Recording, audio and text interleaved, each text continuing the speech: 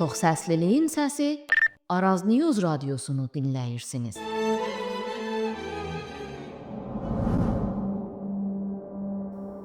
Əgər azadlıq bir məna daşıyacaqsa, bu insanlara eşitmək istəmədikləri şeyləri demək azadlığıdır. Bir cəmiyyətdə qorxu adiləşəndə insanlar yalnız susmazlar. Zamanla nəyi düşünməməli olduqlarını da öyrənərlər. Yoxsulluq yalnız bir aclıq deyildir. İnsanın varlığının cəmiyyət tərəfindən fərq edilməməsidir. Ən qorxulu olan da budur. Bir nizam milyonlarla insanı görünməz qıldığında, o nizamın nə qədər güclü olduğu deyil, nə qədər kövrək və zəif olduğu danışılmalıdır. George Orwell iqtidarı ən yaxşı tanımlayan şeyin şiddət deyil, alışqanlıq olduğunu söylər. İnsanlar bir müddət sonra baskı, yəni fişarı hiss etməz hala gəlirlər. Çünki nizam özünü sadəcə yasalarla deyil, qəbullarla ayaqda tutar. İnsanlar nəyin normal, nəyin mümkün, nəyin heç vaxt dəyişməyəcək olduğunu öyrənərlər. Amma bu öyrənmə qalıcı deyildir. Toplumlar və ya cəmiyyətlər hər zaman mutsuz olduqları üçün susmazlar. Çox vaxt susqunluq uyum sağlamaq, yəni adapte olmaq çabasının sonucudur. İnsanlar yaşadıkları həyatı sevməyə bilərlər, lakin ona dözə biləcəklərinə inanırlar. Çünki bəlirsizlik ən ədalətsiz nizamlardan belə daha ürkütücü və qorxunçdur. Bax, elə bu səbəbdən inqilablar hər çətin zamanda ortaya çıxmaz. İnsanlar uzun müddət yoxsulluğa, bərabərsizliyə və baskıya dözə bilərlər. Əsl qırılma başqa bir yerdə başlar. Bir nöqtədən sonra insanlar yalnız çatışmayanı deyil, haqq etdiklərini düşündükləri həyatla yaşadıkları reallıq arasındakı fərqi görməyə başlarlar. Bu fərq böyüdükcə yaşanan problem şəxsilikdən çıxar. Mənim başıma gələn yerini bizim yaşadığımız duyğusuna bıraxar. Bax, bu an inqilabçı prosesinin başladığı andır. Hələ xiyabanda bir şey yoxdur. Hələ şüar yoxdur. Amma artıq insanların zehni olaraq keçidici bir hədd var. Çünki insanlar artıq yaşadıkları nizamı təbii qəbul etmirlər.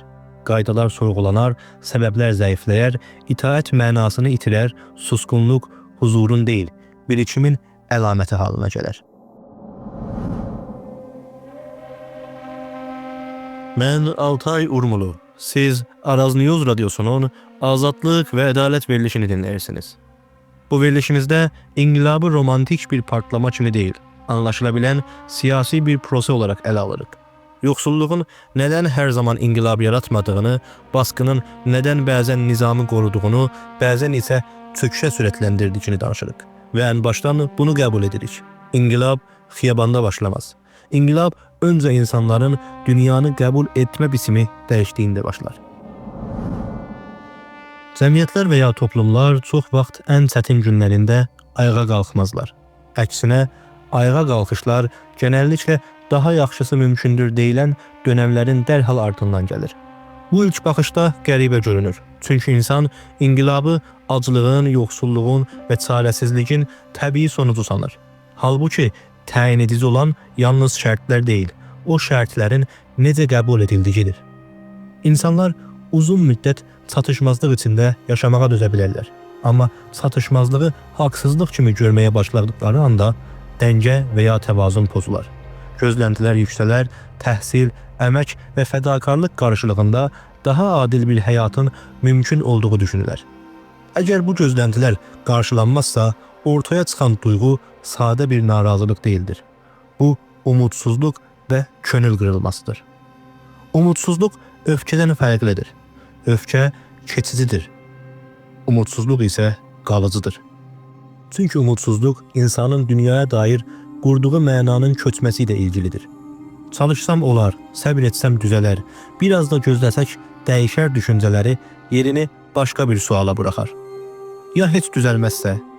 Baxın, bu sual zehnimizdə bir dönüş nöqtəsi yaradır.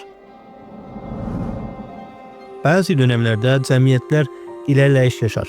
Həyat qismən yaxşılaşar, imkanlar genişlər, gözləntilər artar, insanlar gələcəyə dair umud qurmağa başlarlar. Lakin bu yüksəlişin ardından ani bir duraqlama və ya geriləmə yaşayanda qırılma sərt olar. Çünki düşüş sadəcə maddi deyil, duyğusaldır. İnsanlar itirdiklərini deyil, itirdiklərini sandıqları gələcəyi düşünürlər. Bu yüzdən inqilabçı ruh haləti çox vaxt ən dibdə olanda deyil, daha yaxşı olacağını sanarkən ortaya çıxar. Bu nöqtədə qorxu bütünlüklə aradan qalxmaz. Amma qorxu artıq təyin edici deyildir. İnsanlar risk etməyə göz almağa başlarlar. Çünki mövcud nizam əskisi qədər qorunmağa dəyər görünməz. Dözmək ilə yaşamaq arasındakı fərq netləşir. İnsanların zihni olaraq keçdiyi hədd elə buradadır. Artıq məsələ yalnız dolanışıq deyildir. Məsələ ədalət duyğusudur. Və bu ədalət duyğusu sarsıldığında fərdi umutsuzluqlar yavaş-yavaş ortaq bir dilə çevrilir. İnsanlar yalnız olmadıklarını anlarlar. Eyni cümlələri fərqli ağızlardan eşitməyə başlarlar. Eyni sorular, eyni etirazlar, eyni susqunluqlar. Bu nöqtədən sonra huzursuzluq fərdi olmaqdan çıxar və ictimai və toplumsal bir hal alır. İnsan tək başına yaşadığı narazılığı uzun müddət içində saxlaya bilər. Mənim problemim, mənim çatışmazlığım ya əksişliyim, mənim xətam deyərək susar. Amma eyni cümlələri başqalarının ağzından eşitməyə başladığında bu susqunluq pozular. İnqilabçı proseslərin ən kritik anlarından biri buradadır. Çünki problem fərdi olmaqdan çıxar. İnsan yaşadığının bir istisna deyil, yaygın bir durum olduğunu anlar və bu anlayış təklik duyğusunu aradan qaldırar. Bu mərhələdə insanlar sadəcə şikayət etməzlər, qarşılayarlar. Öz həyatlarını başqalarının həyatı ilə, keçmişdə verilən sözlərlə və gözləntilərlə yan-yana qoyarlar. Ortaya çıxan tablo netdir. Problemlər təsadüfi deyildir. Eyni yerlərdə yoğunlaşar, bənzər şəkillərdə tikrarlanar. Bax, bu nöqtədə fərdi öfkə ortaq bir dilə qovuşar. İnsanlar eyni kəlmələri işlətməyə başlarlar. Eyni cümlələri qurar, eyni sorular soruşarlar. Bu ortaq dil yalnız iletişimi asanlaşdırmaz. Eyni zamanda yaşananlara da məna qazandırar. Problem artıq başımıza gələn deyil, bizə edilən bir şey olar. Bu dönüşüm təşkilatlanmanın önünü açar.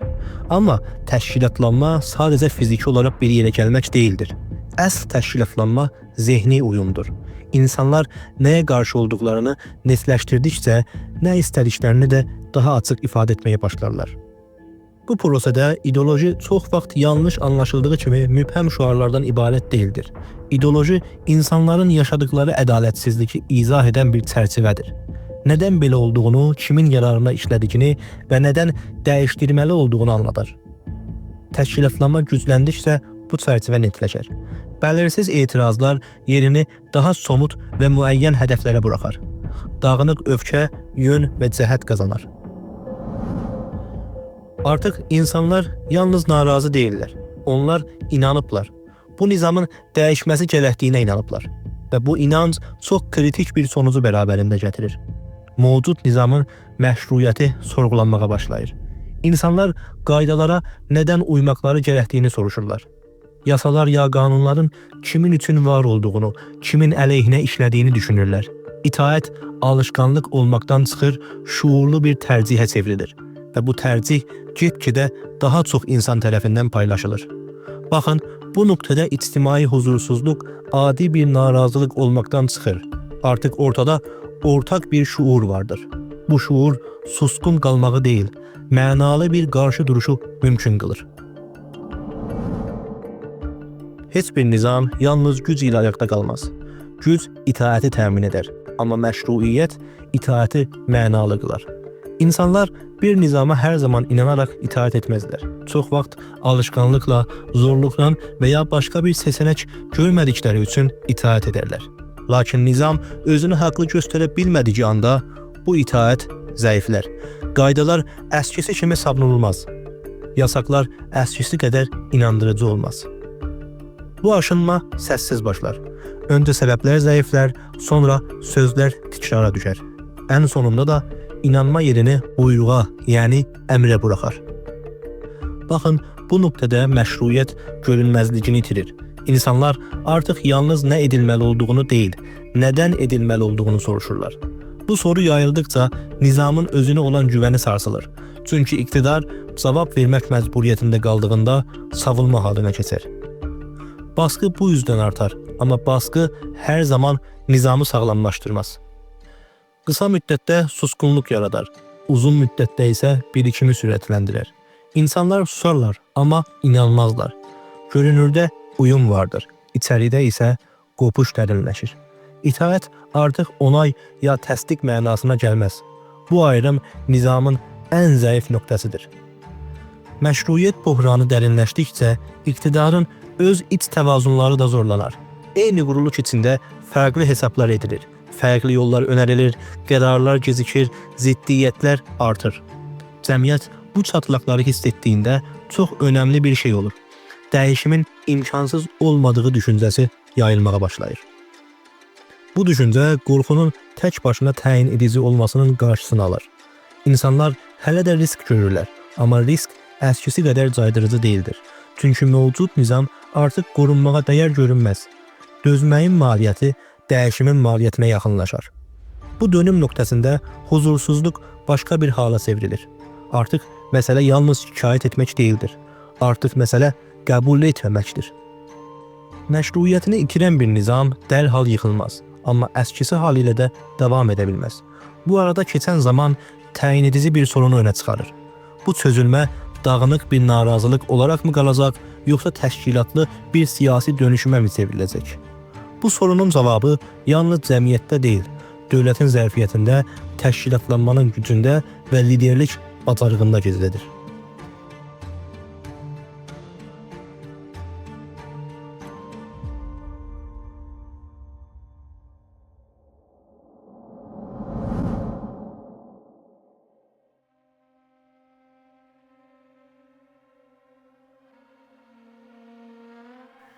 İctimai və ya toplumsal huzursuzluq tək başına bir yerə çatmaz. Öfkə dağınıq qaldığında zamanla tükənər. Səs yüksələr, amma yön və cəhət tapa bilməz. Dəyişimi mümkün qılan şey narazılığın təşkilatlı bir iradəyə çevrilməsidir. Bu dönüşüm təsadüfi olmaz. İnsanların eyni anda, eyni yerdə olmalarından daha çox eyni mənada buluşmaları və görüşmələri gərəklidir. Təşkilatlanma tam da bu ortaq mənanı hazırlamaq və qurmaq işidir. Təşkilatlanma gücləndikcə tələblər netləşər. Qarşıyıq demək yetməz. Nəyə və nədən qarşı olunduğu açıq hala gəlir. Dağınıq etirazlar ortaq hədəflərə bağlanar. Beləliklə, öfkə yalnız bir təpki olmaqdan çıxar, yaradıcı bir gücə dönüşər. Bu prosesdə liderlik önəmli bir rol oynayır. Liderlik kütlələri yönləndirməkdən ibarət deyildir. Əsl vəzifəsi qarışıq bir dönəmdə yön duyğusu verməkdir. İnsanların yaşadığı bəlirsizliyi anlaşıla bilən bir çərçivəyə yerləşdirir. Qorxunun və umudun eyni anda hiss edildiyi anlarda nəyin mümkün olduğunu göstərir. Amma liderlik tək başına yetərli deyildir. Təşkilatlanma yoxdursa, liderlik sönük qalır. Məna yoxdursa, təşkilatlanma dağılar. Bu yüzden inqilabçı proseslərdə ideoloji bir bəzək deyil, insanları bir yerdə saxlayan əsas bağdır. İnsanlara yalnız hədəf göstərməz, eyni zamanda nədən mücadilə etdiklərini izah edir. Risk almağın, bədəl ödəmənin və dayanmağın səbəbini qurar. Bütün bunları olarkən dövlətin zərfiyyəti bəlirləyici və təyin edici bir sınaqdan keçər. Baskı araçlarının nə qədər bütünlüklü olduğu, qərar alma proseslərinin nə qədər sürətli işlədici, böhranları idarə etmə bacarığı, bunların hamısı ictimai hərəkətin taleyinə təsir edir. Bəzən dövlət güclü görünər, amma içdən-içə zəifləyib çürümüşdür. Bəzən susqunluq hakimdir, amma bu susqunluq istiqrar demək deyildir. Əsas təyin edici olan fürsət anıdır. Bu an baskının hər şeyi sustura bilmədiyi, təşkilatlanmanın dağılmadığı, liderliyin yön göstərə bildiyi kəsişmə nöqtəsində ortaya çıxar. Qısa sürər, bəlirsizdir və çox vaxt fərq edilmədən keçib gedər. Amma yaxalandığında prosesin yönünü qalıcı biçimdə dəyişdirir. Bu yüzden inqilablar planlaşdırıldığı kimi olmaz. Amma şərtləri yarananda imkansız da değildir. Təşkilatlanma, liderlik və fürsət anı bir yerdə gəldiyində ictimai huzursuzluq artıq keçici bir dalğa olmaqdan çıxar. Qalıcı bir siyasi dönüşüm ehtimali belirlənir və bu ehtimal həm nizamı, həm də müxalifəti eyni anda sınar.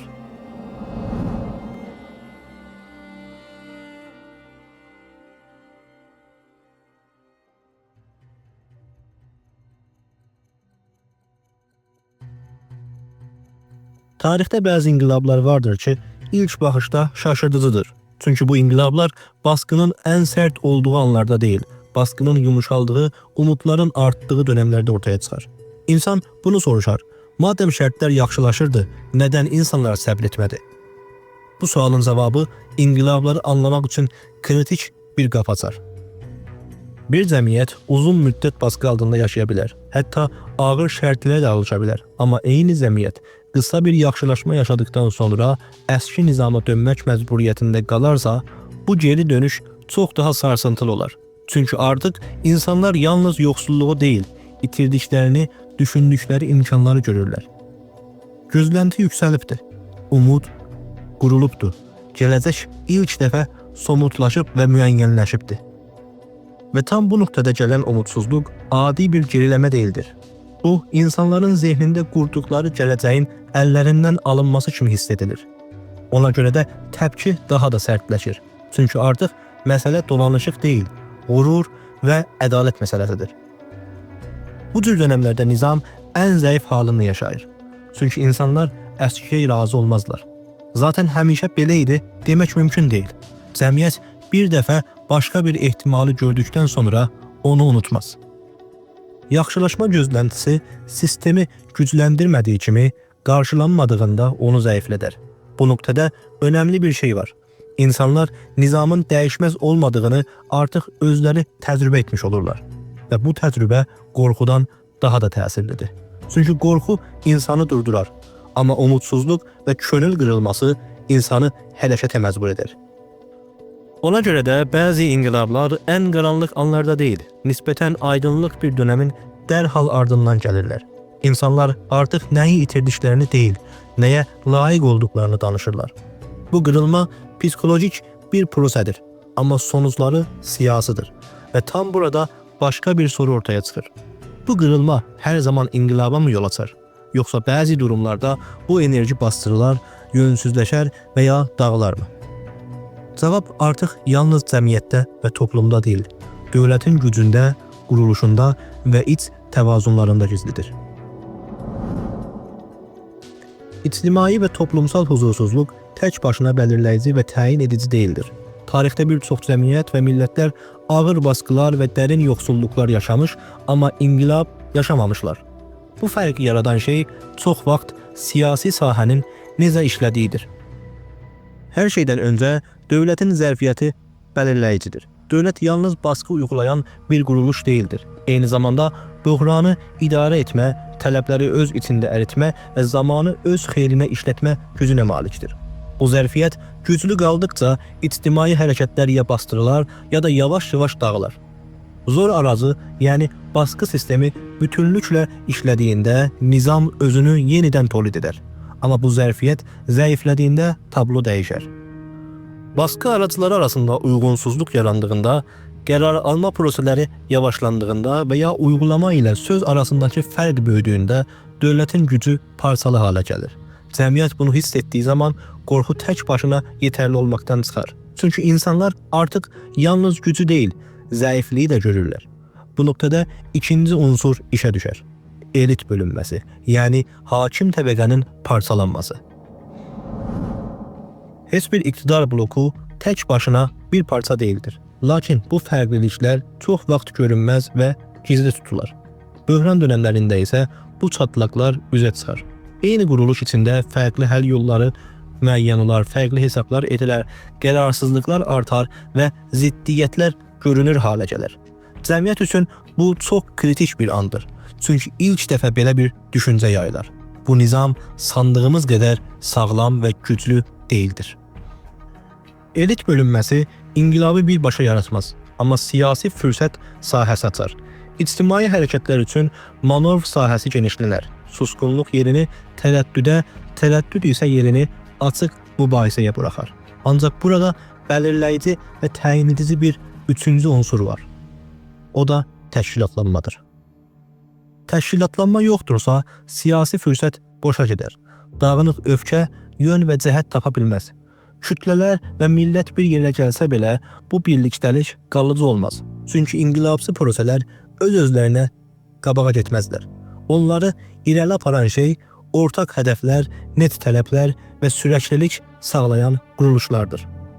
Bu noktada liderlik və ideoloji işə düşər. Liderlik insanlara nə edəcəklərini deməkdən daha çox yaşanan qarışıqlığı mənalı bir çərçivəyə oturdur. İdeoloji isə bu çərçivənin sınırlarını çizir. Nəyə qarşı olunduğu qədər nə istənildiyini də görünür qılır. Təşkilatlı bir quruluş qorxunun bütünlüklə aradan qalxmasını gözləməz. Əksinə, qorxunun varlığını qəbul edərək hərəkət edər. Riskləri idarə edər, bəlirsizliyi daşıyar və prosesini zamana yayar. Baxın, ona görə də təşkilatlanma inqilabçı proseslərin ən çətin, amma ən belirləyici və təyin edən unsurudur. Sonuçta bunu demək gərəkir. Dövlət zərfiyyəti güclü qaldığında inqilab çətinləşər. Elitlər tək parça qaldığında hərəkət sahəsi daralar. Təşkilatlanma zəif olduğunda öfkə dağılar. Amma bu üç sahədə eyni anda çatlaq yarandığında siyasi təvazunlar pozular və bu pozulma artıq yalnız ictimai bir huzursuzluq deyil, həqiqi bir siyasi dönüşüm ehtimalı mənasına gəlir. İndiyə qədər danışdığımız hər şeyi və hər mövzunu tək-tək və parça-parça danışsaydıq, əksik və naqis qalardı. Çünki inqilab tək bir səbəbin sonucu deyildir. Nə sadəcə yoxsulluqla izah edilə bilər, nə yalnız öfkə ilə, nə də kütlələrlə. İnqilab dediyimiz ülgü fərqli proseslərin eyni anda və eyni yöndə hərəkət etməyə başladığı bir kəsişmə nöqtəsində ortaya çıxar. Bu proseslərdən biri naqis qaldığında ortaya ya qısa müddətli partlamalar çıxar, ya da uzun müddətli amma sonuçsuz huzursuzluqlar yaşanar. İlk olaraq psixolojik bir qırılma gərəkdirir. İnsanlar yaşadıkları həyatın təbii və ya qaçılmaz olmadığına inanmağa başladığında bu qırılma yaranar. Gözləntilərlə reallıq arasındakı fərq böyüyər. Əski qəbullar çözülər. İnsanlar artıq yalnız şikayət etməzlər. Nədən belədir deyə soruşarlar.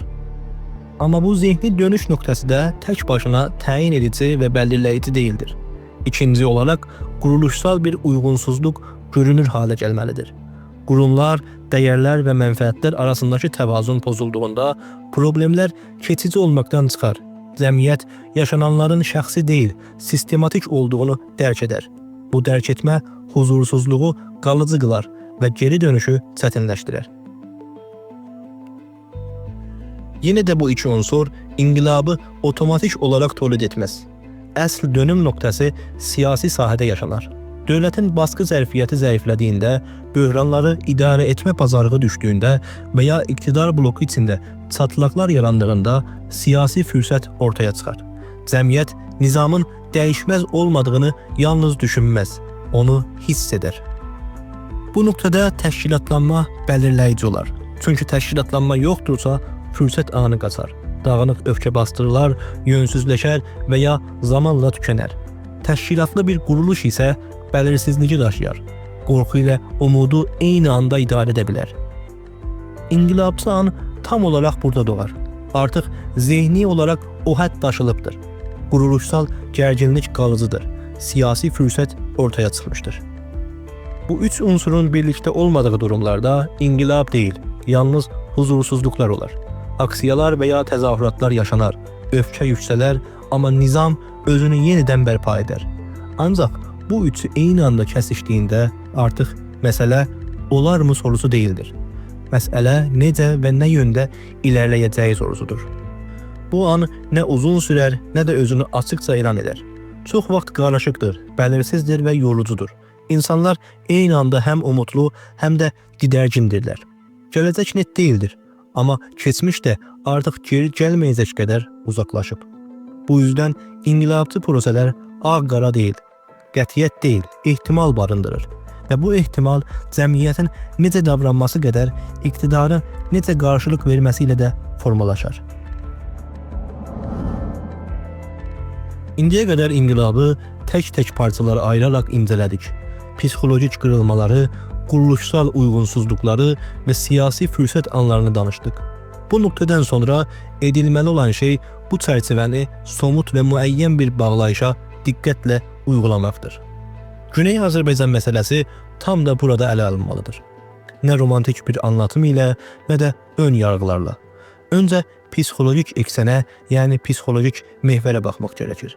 Gözləntilər harda yüksəldi? Hansı sahələrdə daha yaxşısı mümkündür duyğusu gücləndi və bu gözləntilər hansı nöqtələrdə qarşılanmadı? İctimai narazılıq yalnız iqtisadi göstəricilərlə ölçülə bilməz. Əsl belirləyici və təyin edici olan şey insanların özlərini sistem içində necə qonumlandırdıqlarıdır. Yaşanan problemlər şəxsi mi görülür, yoxsa ortaq bir taleyin parçası olaraq mı qəbul edilir? Bu ayrım insanların zihni olaraq harada durduğunu göstərir. İkinci olaraq toplumun quruluşuna baxmaq gərəkir. Qurumlar, kimliklər, məsləhətlər və gözləntilər arasında necə bir uyğunluq və ya uyğunsuzluq var? Mövcud nizam tələbləri öz içində əridə bilirmi, yoxsa problemlər keçdikcə daha görünür və qalıcı hala gəlir? Cəmiyyət yaşadığı çətinlikləri keçici aksaqlıqlar kimi görür, yoxsa sistemin təbii sonucu olaraq mı qəbul edir? Bu soruların cavabları huzursuzluğun yönünü və cəhətini bəlli edir. Üçüncü və bəlkə də ən kritik sahə isə siyasi düzəlimdir. Dövlətin baskı zərfiyyəti nə qədər bütünlüklü işləyir? Qərar alma prosesləri nə qədər sürətli və tutarlıdır? İqtidar bloku içində çatlaqlar varmı, yoxsa görüntü hələ də tək parçadır? Və ən önəmlisi, təşkilatlanma nə durumdadır?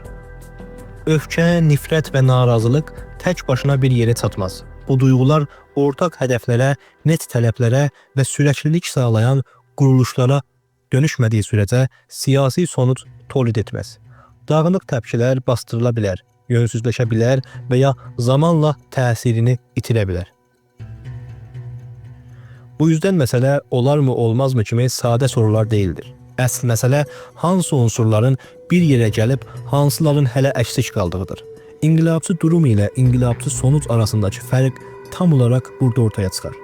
Güney Azərbaycanı anlamaq üçün edilməli olan şey duyğulara qapılmaksızın bu üç eksəni birlikdə oxumaqdır. Psixolojik qırılma varmı? Quruluşsal gərginlik nə qədər dərindir və siyasi fürsət sahəsi nə ölçüdə açıqdır? Bu sorulara verilən cavablar bu günü deyil, sabaha dair ehtimalları göstərir. Və bu nöqtədə artıq bu netləşir. İnqilab bir arzu deyil. Öncədən deyilmiş bir gələcək də, bir talih də deyil. O, ancaq şərtləri yarananda mənalı hala gələn bir prosədir. Proqramımızın başında George Orwell'un cümlələri ilə yola çıxdıq. Qorxudan, iqtidardan və həqiqətin necə bastırıldığından söz açdıq. İndi gəldiyimiz nöqtədə isə bunu daha net görə bilərik. İqtidar insanları sustura bildiyi sürəcə güclü görünər. Amma susturamadığı anda tarix danışmağa başlar. İnqilab dediyimiz şey bir gecədə ortaya çıxan bir möcüzə deyildir. Nə yalnız yoxsulluğun, nə yalnız öfkə və nifrətin, nə də kütlələrin sonucudur. O, insanların dünyanı dərk etmə biçiminin dəyişdiyi, qurumlarla gözləntilər arasındakı uyğunsuzluğun qalıcı hala gəldiyi və siyasi sahənin bu gərginliyi artıq daşıya bilmədiyi anlarda mümkün olar. Bu yüzden inqilab talih değildir, amma təsadüf də değildir. Bu bölüm boyunca ettiğimiz şey gələcəyi təxmin etmək değildi. Bir vədə vermədik, bir qətiyyət iddiasında da bulunmadık. Yalnız inqilabı bir şuar olmaktan çıxardıb, anlaşılabilen bir proseye dönüştürmeye çalışmaktı.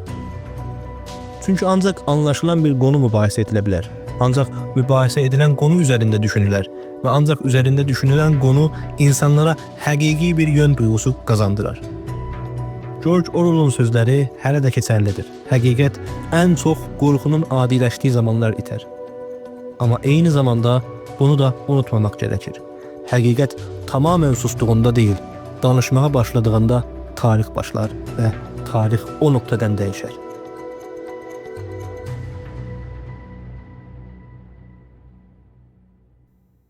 Mən Altay Urmulu. Siz Araz News Radyosu'nun Azadlıq və Ədalət proqramını dinlədiniz. Bir sonraki bölümdə bu çərçivəni daha dar bir sahədə, daha somut sorularla mübahisə etməyə davam edəcəyik. Amma bugünlük bu qədər.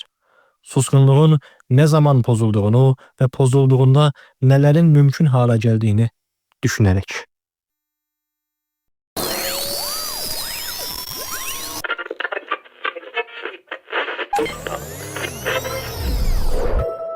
Çox səsliliyin səsi Araz News Radiosunu dinləyirsiniz.